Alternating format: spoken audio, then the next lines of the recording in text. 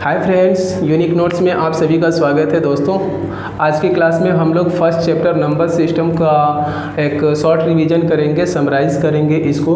ठीक है कि इस क्लास में इस चैप्टर में हम लोगों ने क्या क्या पढ़ा है, क्या क्या सीखा है। ठीक है, कौन कौन से कॉन्सेप्ट आए हैं, कौन कौन से फॉर्मूले आए हैं और एक्सरसाइज में हम लोगों ने किस तरह के क्वेश्चन को फेस किया है। ठीक है, क्वेश्चन हम लोग कर पा रहे हैं या नहीं कर पा रहे, तो ये सारी चीज़ें एनालिसिस करेंगे आज हम। तो इसी पर्पज़ से लेकर के ये वीडियो मैं आया हूँ कि एक शॉर्ट रिवीजन किया जाए पूरे चैप्टर का। और मेरा मानना भी ये है कि यदि आप लोग कोई भी टॉपिक करें या कोई भी चैप्टर फिनिश करते हैं तो उस चैप्टर का या उस टॉपिक का एक शॉर्ट रिवीजन ज़रूर आप करें। ठीक है, ताकि आपके माइंड में ये बना रहे कि हम लोगों ने इस चैप्टर में ये चीज़ें कवर किया था, ये चीज़ ये मेरा कॉन्सेप्ट क्लियर है, ये नहीं ये इसमें प्रॉब्लम है। तो जिसमें प्रॉब्लम होगी आप लोगों को पता चलेगा कि ये चीज़ मेरा क्लियर नहीं है, अब इसके लिए क्या किया जाए, इसके लिए क्या स्टेप होगा हमारा। ठीक है, तो इस तरह से हमारी एक स्ट्रेटजी होनी चाहिए किसी भी सब्जेक्ट को लेकर, चाहे वो मैथमेटिक्स हो, साइंस हो, इंग्लिश हो, हिंदी, एसएसटी, कोई भी सब्जेक्ट हो। ठीक है, हमें इस तरह की एक स्ट्रेटजी होनी चाहिए कि जब भी हमारा चैप्टर फिनिश हो जाता है या हमारा टॉपिक फिनिश हो जाता है तो उसका एक शॉर्ट रिवीजन, उसका मतलब उसकी एक समराइज क्लास रखें या उसको मतलब समरी के तौर पे हम देखें कि इसमें हम लोगों ने क्या क्या पढ़ा है। ठीक है, तो इस तरह से हमारे माइंड में एक बना रहता है कि हाँ इतनी चीज़ें हैं, 10 है। ठीक है, उसमें से मुझे इतनी चीज़ें आती है। ओके फ्रेंड्स, तो इसी पर्पज़ से मैं ये शॉर्ट रिवीजन की वीडियो बनाया है आप लोगों के लिए। यदि वीडियो अच्छी लगे तो वीडियो को लाइक करें, शेयर करें अपने दोस्तों को, चैनल को सब्सक्राइब जरूर कर लें फ्रेंड्स। ठीक है, ताकि इसके बाद सारी वीडियो आपको मिले। और हाँ, एक चीज़ और मैं बताना चाहूँगा, इसके बाद जो सेकंड चैप्टर आएगा पॉलिनोमियल। ठीक है, तो पॉलिनोमियल के लिए मैंने फर्स्ट वीडियो डाल रखी है। बेसिकली वो 10th क्लास के लिए बनाया है मैंने, लेकिन क्लास 10th और क्लास 9th दोनों एक ही चीज़ है। पॉलिनोमियल में कोई अलग नहीं है। हाँ, एक्सरसाइज में कुछ अलग अलग क्वेश्चन है। ठीक है, बट जो सेकंड चैप्टर का कॉन्सेप्ट है, चाहे क्लास 9th हो क्लास 10th हो, दोनों एक ही है। तो मैं कहूँगा कि यदि सेकंड चैप्टर हम स्टार्ट करते हैं तो उसका जो इंट्रोडक्शन है पॉलिनोमियल का, आप लोग जाकर के वीडियो देख सकते हैं। क्लास 10th के लिए मैंने अपलोड किया है, कल नहीं परसों अपलोड किया था। ठीक है, तो आप लोग वो वीडियो देख सकते हैं। ओके फ्रेंड्स, देन चलते हैं अपने शॉर्ट रिवीजन पे chapter number first number system का। ओके, तो सबसे पहले इसमें हम लोगों ने क्या किया था, इम्पोर्टेंट डेफिनेशन किए थे। ठीक है, जो पहली मेरी वीडियो थी ओवरऑल, जो मैंने जो फर्स्ट वीडियो बनाया है, ठीक है, जहाँ से मैंने अपना यूट्यूब चैनल स्टार्ट किया है, उसकी फर्स्ट वीडियो इसी की थी, नंबर सिस्टम के लिए जो इम्पोर्टेंट डेफिनेशन थे। ठीक है, सबसे पहले हम लोगों ने इम्पोर्टेंट डेफिनेशन ही कवर किया था। यदि आप लोग नहीं देखे हैं तो इम्पोर्टेंट डेफिनेशन तो ज़रूर देखें, क्योंकि इम्पोर्टेंट डेफिनेशन पे पूरा ये बेस्ड है, ये एक तरह से चैप्टर ही बेस है। ठीक है, तो देख लेते हैं कौन कौन से इम्पोर्टेंट डेफिनेशन हम लोगों ने देखा था उस टाइम। इसमें हम लोगों ने देखा था इम्पोर्टेंट फर्स्ट टॉपिक यही था, इम्पोर्टेंट डेफिनेशंस। ओके, तो इसमें बहुत सारी डेफिनेशन हम लोगों ने किया था, जैसे नेचुरल नंबर। ठीक है, इसमें था natural number. Okay, natural number कौन से नंबर होते हैं, जो 1 से स्टार्ट होते हैं और इन्फिनिटी तक जाते हैं, 1 2 3 4 5। ओके, ये सारे नेचुरल नंबर होते हैं। इसके बाद से आया था whole number. Okay, whole number क्या होते हैं, नेचुरल नंबर तो 1 से स्टार्ट होता है, होल नंबर 0 से स्टार्ट होता है, 0 से लेकर के इन्फिनिटी तक जाता है। ठीक है, ये होता है होल नंबर। इसी के रेस्पेक्ट में नीचे आया था इंटीजर्स। ओके, इंटीजर क्या होते हैं हमें पता है। इंटीजर में एक नंबर लाइन होता है, नंबर लाइन के बीच में 0 होता है, 0 के दाहिने तरफ पॉजिटिव इंटीजर होते हैं, धनात्मक पूर्णांक, और इसके लेफ्ट साइड में नेगेटिव इंटीजर होते हैं, ऋणात्मक पूर्णांक। ओके, तो इतनी सारी चीज़ें हम लोगों ने इसमें कवर किया था इंटीजर में। एंड देन इसके बाद से क्या था इसके बाद से था रेशनल नंबर। ठीक है, रेशनल नंबर RN मान लो ये है rational number. Rational number are those number which can represented in the form of P/Q, where P and Q are integers and Q may not be 0। ठीक है, जिनको P/Q के फॉर्म में हम लिख सकते हैं वो सभी के सभी रेशनल नंबर है। बट P और Q के लिए क्या क्राइटेरिया होना चाहिए, P और Q ये दोनों इंटीजर होने चाहिए, मतलब इस इंटीजर में से कोई ना कोई होना चाहिए। ठीक है, बट यहाँ पे जो q है, q की वैल्यू 0 नहीं होना चाहिए, क्योंकि 0 भी एक इंटीजर है। ओके, मतलब अपॉन में डिनोमिनेटर में कभी भी 0 नहीं होना चाहिए।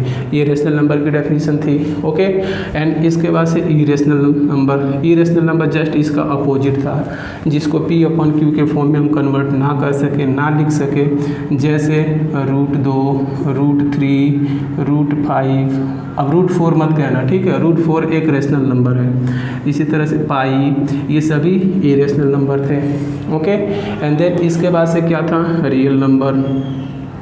रियल नंबर क्या था, rational number plus irrational number, दोनों मिलके रियल नंबर बनाते थे। ठीक है, इनका कॉम्बिनेशन था रियल नंबर में, रेशनल और इरेशनल नंबर का। एंड देन इसके बाद से क्या था, इसके बाद से था कंपोजिट नंबर। कंपोजिट नंबर क्या होते हैं, कंपोजिट नंबर वो नंबर होते हैं जो 2 से अधिक संख्याओं से विभाजित हो जाएं, 2 संख्याओं से अधिक। ठीक है, जैसे 10 क्या है, कंपोजिट है। 9 क्या है, कंपोजिट है। 15 क्या है, कंपोजिट है। तो ये सभी संख्याएं 2 से ज़्यादा संख्याओं से कटने वाली संख्याएं हैं, विभाजित होने वाली संख्याएं हैं। इसके बाद प्राइम नंबर था, prime number. Okay, prime number था वे संख्याएं जो केवल 2 संख्याओं से कटती हो, केवल और केवल 2 संख्याओं से। कौन कौन 2 संख्याएं, जो 1 से और अपने आप से, सेल्फ से। ठीक है, वे सभी संख्याएं जो 1 से और सेल्फ अपने आप से विभाजित हों, उन्हें प्राइम नंबर कहते हैं। ओके, तो इतनी सारी डेफिनेशन हम लोगों ने कवर किया था इंपॉर्टेंट डेफिनेशन में। ओके, आई थिंक कि ये रिवीजन भी हो गया होगा, आप लोगों का रिवाइज हो गया होगा। ओके, देन देखते हैं आगे। इसके बाद से हम लोगों ने रिप्रेजेंट किया था इरेशनल नंबर को, नंबर लाइन पे रिप्रेजेंट किया था, जैसे कि √2, √3, √5, √6। इस तरह के नंबर को हम लोगों ने क्या किया था, नंबर लाइन पे रिप्रेजेंट किया था। ओके, इस तरह के सभी नंबर को नंबर लाइन पे रिप्रेजेंट किया था। कैसे किया था, अच्छी तरह से आप लोगों ने देखा था। ठीक है, सेकंड या थर्ड वाली वीडियो है इसकी, नंबर लाइन पे रिप्रेजेंट करने की। उसके बाद से था डेसिमल एक्सपेंशन। ठीक है, दशमलव प्रसार। ठीक है, डेसिमल एक्सपेंशन कैसे था, डेसिमल एक्सपेंशन में एक आया था टर्मिनेटिंग। ओके, और एक था नॉन टर्मिनेटिंग। क्लियर है, non terminating but repeating. Okay, तो इन दोनों केस में क्या होता था, ये दोनों रेशनल नंबर के डेसिमल एक्सपेंशन होते थे। जिन संख्याओं के डेसिमल एक्सपेंशन टर्मिनेटिंग होता था, इसमें रिमाइंडर कितना आता था, 0, रिमाइंडर बिकम्स 0। ओके, और इस तरह की डेसिमल एक्सपेंशन में 0 कभी भी नहीं होता था, रिमाइंडर कभी भी 0 नहीं होता था। बट इन दोनों केस में क्या होता था, वो रेशनल नंबर ही होता था, रेशनल नंबर होता था।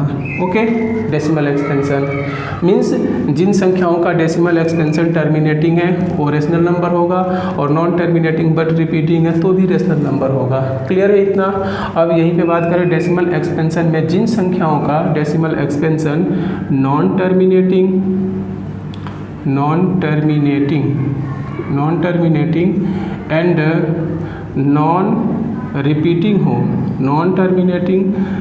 एंड नॉन रिपीटिंग हो, तो इस तरह के डेसिमल एक्सपेंशन वाले नंबर को हम इरेशनल नंबर कहते थे। तो जिन संख्याओं के decimal expansion non terminating non repeating होते थे, उन संख्याओं को हम इरेशनल नंबर कहते थे। ठीक है, इसके बाद से जो हम लोगों ने टॉपिक कवर किया था उसमें था इरेशनल नंबर फाइंड आउट करना। ओके, 2 नंबर होते थे, 1/2 और 1/7 मान लो, इस तरह से नंबर थे। इन दोनों के बीच में इरेशनल नंबर हम लोगों ने फाइंड आउट किया था। एक्सरसाइज 1.3 का क्वेश्चन नंबर 8 या 7 था। ठीक है, तो इरेशनल नंबर कैसे फाइंड आउट करते हैं, तो किसी 2 दिए हुए नंबर के बीच में, ये भी हम लोगों ने कवर किया था, ये भी देखा था।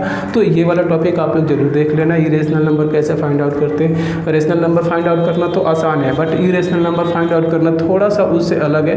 तो एक बार ये वाला टॉपिक जरूर आप लोग देख लेना, इरेशनल नंबर कैसे फाइंड आउट करते हैं। ओके, उसके बाद से था रिप्रेजेंटेशन। जैसे इस तरह के नंबर को हम लोगों ने नंबर लाइन पर रिप्रेजेंट किया था। तो इसके बाद से कुछ डेसिमल एक्सपेंशन ऐसे थे जैसे रिपीटिंग वाले थे, ठीक है। तो एक बार ये क्वेश्चन था 2.2626 ... ये नंबर लाइन पर रिप्रेजेंट करना था। तो सबसे पहले हम क्या करते थे, देखते थे कि ये नंबर कौन से दो नंबर के बीच में लाई करता है। ओके, तो ये सबसे पहले 4 देखते थे और 5, 4 और 5 के बीच में ये नंबर आएगा। तो सबसे पहले 4 और 5 एंड पे लिख लिए। उसके बाद से ऐसे हम लोगों ने ड्रॉ किया। इस लाइन को 10 इक्वल पार्ट में, 10 इक्वल पार्ट में हम लोगों ने डिवाइड किया। ओके, ऐसे किया। उसके बाद से यहाँ पे ये 0.0 होता था, 4.1, 4.2, ऐसे देखो 4.2 मिल गया।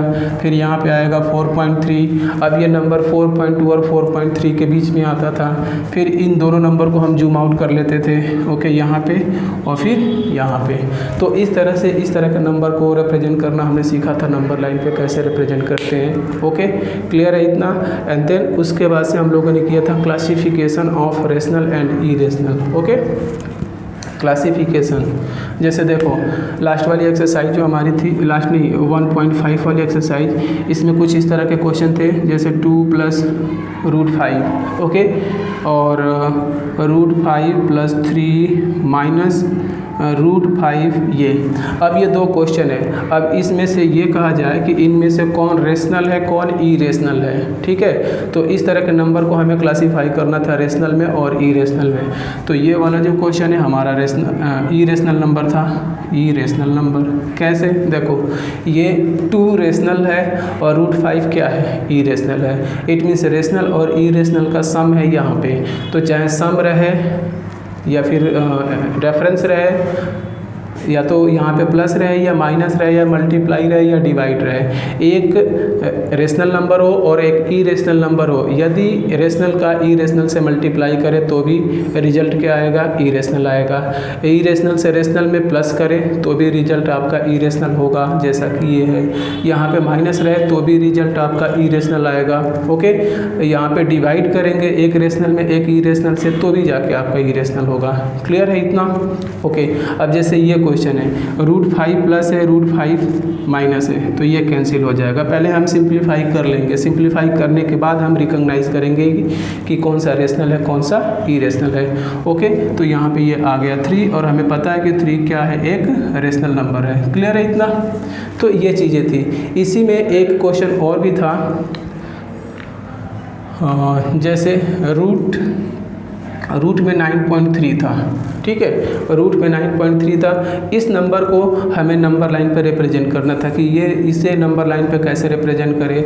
√3, √2, √3, √5 तो हम लोगों ने रिप्रेजेंट कर लिया। डेसिमल एक्सपेंशन जिसका टर्मिनेटिंग था वो भी हम लोगों ने कर लिया इस तरह से। लेकिन इस तरह के नंबर का रिप्रेजेंट कैसे करेंगे नंबर लाइन पे, तो इसके लिए हम लोगों ने एक ब्रीफ मतलब जो एक वीडियो थी, इसके लिए पूरा मतलब समझ लो कि इसी के लिए एक वीडियो बनी हुई है वहाँ पे, ठीक है। आप लोग देख लेना। 9.3 के लिए स्पेसिफिक इस तरह से मैंने एक्सप्लेन किया है। ओके, आप लोगों ने नहीं देखा होगा तो 9.3 को कैसे रिप्रेजेंट करते हैं, सबसे पहले 9.3, ठीक है, इतनी इस मेजरमेंट की एक लाइन ड्रॉ करते थे।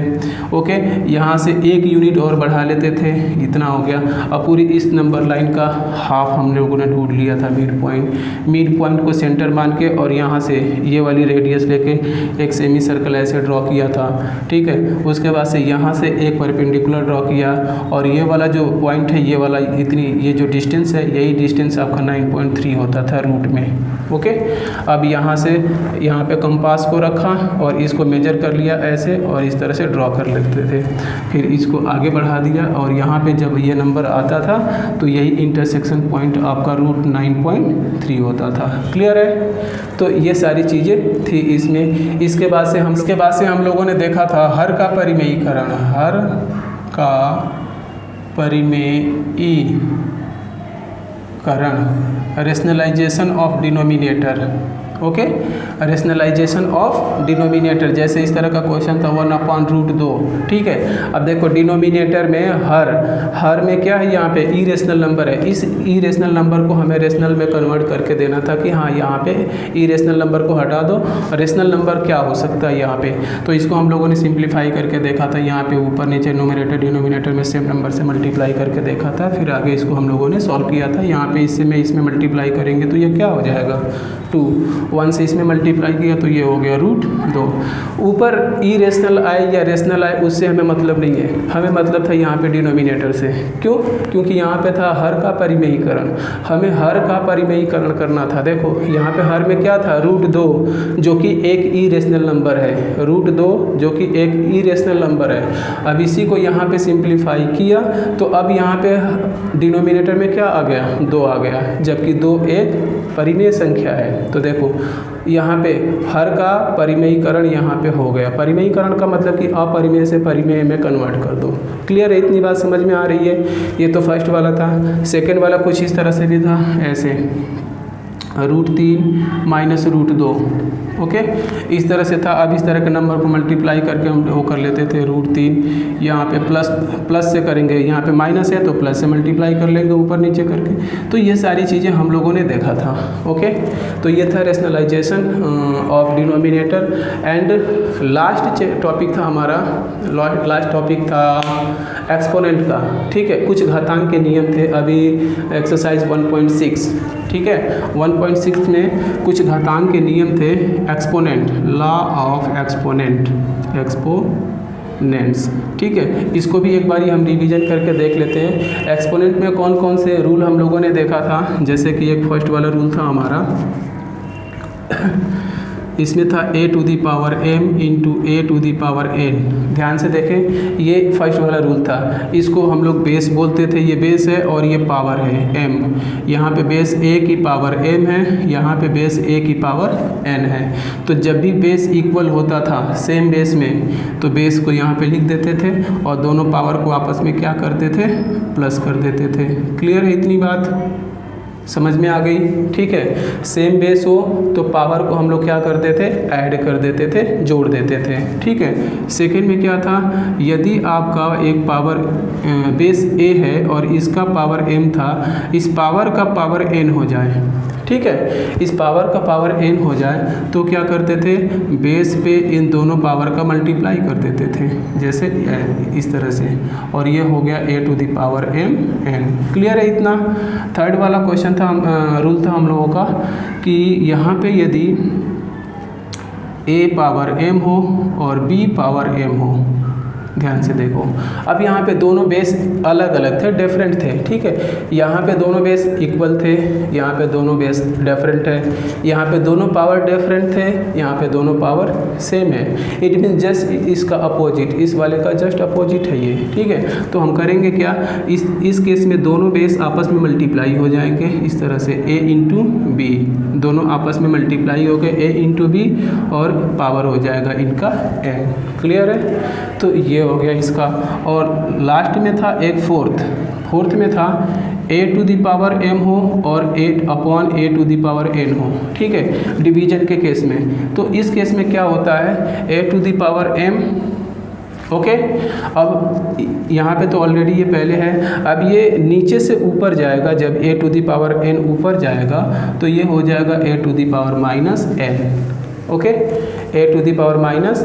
अब यहाँ से ध्यान से देखिए, यहाँ पे सेम यही चीज़ आ गई यहाँ पे, ओके। दोनों बेस इक्वल हो गए और पावर ये हैं, तो जब दोनों बेस इक्वल हो जाते हैं तो क्या हो जाते हैं, पावर आपस में जुड़ जाते हैं। तो इसको हम क्या लिख सकते हैं, a⁻m-n। ध्यान से देखें, माइनस हो गया, ठीक है। तो ये हमारे पास कुछ एक्सपोनेंट्स के नियम थे, ओके। जो भी टॉपिक थे हम लोगों ने एक्सप्लेन किया, ओके, देखा अच्छी तरह से कौन से रूल थे, कौन सा मतलब कॉन्सेप्ट था, हम लोगों ने एक्सप्लेन किया, ओके फ्रेंड्स। तो आप लोग भी चैप्टर को एक बार समराइज़ करें, शॉर्ट रिवीजन रखें, कोई भी सब्जेक्ट हो, चाहे हिंदी हो, मैथ्स हो, ओके। हर सब्जेक्ट के साथ इस तरह से करें, आप लोगों के लिए बेहतर होगा, अच्छा होगा, ठीक है। एक कॉन्सेप्ट बनेगा आपके माइंड में कि इस चैप्टर में ये चीज़ है, ओके। कोई भी पूछता है तो आप बता सकते हो, कुछ ना कुछ बताओगे ज़रूर, यदि इस तरह से आपकी स्ट्रेटजी है तो, ठीक है। तो हम लोगों ने एक शॉर्ट रिवीजन देखा नंबर सिस्टम फर्स्ट चैप्टर से।